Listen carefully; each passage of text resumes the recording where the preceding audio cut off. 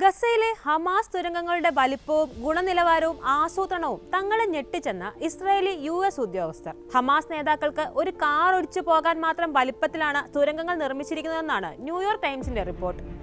ഒരു ആശുപത്രിയുടെ അടിയിൽ നിർമ്മിച്ചിരിക്കുന്ന തുരങ്കത്തിന് 3 ഫുട്ബോൾ ഗ്രൗണ്ടിന്റെ വലിപ്പമുണ്ട്. മുതിർന്ന ഹമാസ് കമാൻഡറുടെ വീടിന്റെ അടിയിൽ പിരിയൻ ഗോവണിയിലൂടെ ഇറങ്ങാവുന്ന 7 നിലകളുടെ ഉയരമുള്ള തുരങ്കം ഇസ്രായേലി സൈനികർ കണ്ടെത്തിയെന്നും റിപ്പോർട്ടിൽ പറയുന്നു. ചില തുരങ്കങ്ങളുടെ വീഡിയോകളും ഫോട്ടോകളും ഇസ്രായേൽ സൈന്യം പുറത്തുവിട്ടിട്ടുണ്ട്.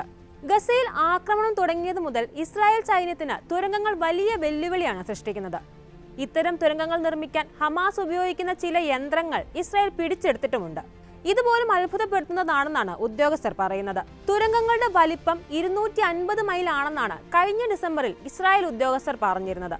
എന്നാൽ ഇത് ഏകദേശം 350 മുതൽ 450 മൈൽ വരുമെന്നാണ് ഇപ്പോൾ ഇസ്രായേലിന്റെ കണക്കുകൂട്ടലെന്ന് പേര് വെളിപ്പെടുത്താൻ തയ്യാറാവാത്ത ഇസ്രായേൽ ഉദ്യോഗസ്ഥനെ ഉദ്ധരിച്ച് ന്യൂയോർക്ക് ടൈംസ് റിപ്പോർട്ട് ചെയ്യുന്നു. തുരങ്കങ്ങളിലേക്ക് ഇറങ്ങാൻ 5700 വഴികളുണ്ടെന്നും ഇവർ പറയുന്നു.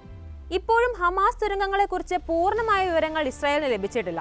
ഇന്റലിജൻസ് റിപ്പോർട്ടുകളുടെ അടിസ്ഥാനത്തിലുള്ള വിവരങ്ങൾ മാത്രമാണ് ഇസ്രായേലിന്റെ കയ്യിലുള്ളത്.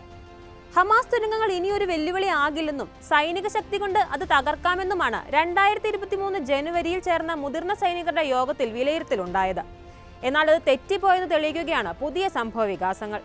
ഗസയെ ഒരു സമ്പൂർണ്ണ സൈനിക താവളമാക്കി മാറ്റാനാണ് കഴിഞ്ഞ 15 വർഷം ഹമാസ് അവരുടെ സമയവും വിഭവങ്ങളും പൂർണ്ണമായി ഉപയോഗിച്ചതെന്ന് CIA ഉദ്യോഗസ്ഥനായ ആരോൺ ഗ്രീൻസ്റ്റോൺ പറഞ്ഞിരുന്നു. ഹമാസ് നേതാക്കളെ വധിക്കുമെന്ന് പ്രഖ്യാപിച്ച ഇസ്രായേലിന് ഏറ്റവും വലിയ തടസ്സമാകുന്നതും തുരങ്കങ്ങളാണ്.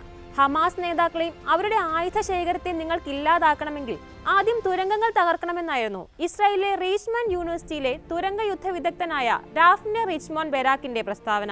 അതേസമയം ജബലിയയിലും റഫേലും ഇസ്രായേൽ നടത്തിയ ആക്രമണത്തിൽ 158 പേർ കൂടി കൊല്ലപ്പെട്ടതോടെ ഗസയിൽ ആകെ കൊല്ലപ്പെട്ടവരുടെ എണ്ണം 24,285 ആയി.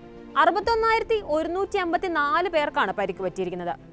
റഫേൽ കുട്ടികളടക്കം ഒരു കുടുംബത്തിലെ 12 പേർ കൊല്ലപ്പെട്ടു. റബേത്ത് ലാഹിയയിൽ നിന്ന് 100 റോക്കറ്റ് ലോഞ്ചറുകൾ പിടിച്ചെടുത്തതായും നിരവധി ഹമാസ് പോരാളികളെ വധിച്ചതായുമാണ് ഇസ്രായേൽ അറിയിക്കുന്നത്. ഖാൻ യൂനിസിൽ കടുത്ത ചെറുത്തുനിൽപ്പ് നടത്തുന്ന അൽ-ഖസാം ബ്രിഗേഡിന്റെ തിരിച്ചടിയിൽ ഏതാനും ഇസ്രായേൽ സൈനികർ കൊല്ലപ്പെട്ടതായും റിപ്പോർട്ടുണ്ട്. തെക്കൻ ഗസയിലെ സൈനിക നടപടി അവസാന ഘട്ടത്തിലേക്ക് നീങ്ങുകയാണെന്നാണ് ഇസ്രായേൽ പ്രതിരോധ മന്ത്രി അറിയിക്കുന്നത്. ഇതിനിടെ ഹമാസ് നേതാവ് യഹ്യ സിൻവാറിന് യൂറോപ്യൻ യൂണിയൻ വിലക്ക് ഏർപ്പെടുത്തുകയും ചെയ്തിട്ടുണ്ട്.